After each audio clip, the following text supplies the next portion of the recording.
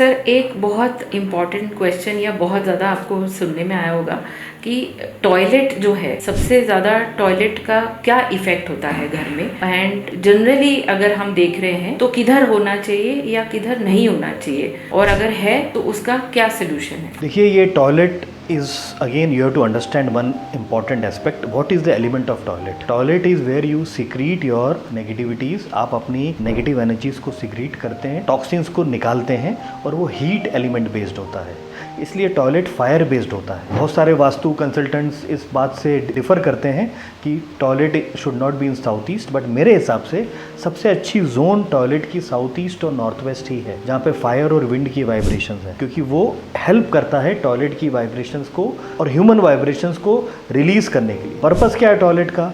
जहाँ पे आप जाएं और अपनी टॉक्सिन्स को सिस्टमेटिकली निकाल दें, एलिमिनेट कर दें। तो it is a centripetal and centrifugal vibratory room, एक छोटा सा कमरा है जहाँ पे आप जाके एक पर्टिकुलर रिचुअल फॉलो करते हैं, और उसको टॉयलेट कहा जाता है। अब टॉयलेट एज एन एलिमेंट समझें तो वो नॉर्थ ईस्ट में नहीं होना चाहिए, ईशान्य कोण में नहीं होना चाहिए, क्योंकि प्योरिटी की बात कर रहे हैं हम मेंटल पीस की बात कर रहे हैं। तो कॉस्मिक जोन में टॉयलेट अवॉइड करें, क्योंकि वहाँ पे ये अल्टीमेटली जो हम निकाल रहे हैं शरीर से वो इम्प्योर है, और कभी कभी वहाँ पे स्टोर भी रहता है। तो उस जोन में आप अवॉइड करें जहाँ पे हम पूजा का स्थान बनाते हैं, रिचुअल्स बन करते हैं, स्पिरिचुअल एलिमेंट रखते हैं। तो ये डायरेक्शन बेस्ड नहीं है, एनर्जी बेस्ड है।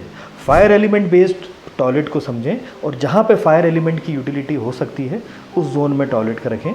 स्पेसिफिकली नॉर्थ ईस्ट, ब्रह्मस्थान और साउथ वेस्ट में टॉयलेट अवॉइड करना चाहिए, क्योंकि ये तीनों जोन हमारे शरीर की एनर्जेटिक बैलेंसेस में काम आते हैं, और ये तीनों जोन में अगर एनर्जी ड्रेन हो रही है and there is lot of fire, then there is imbalances. So these are the basic things.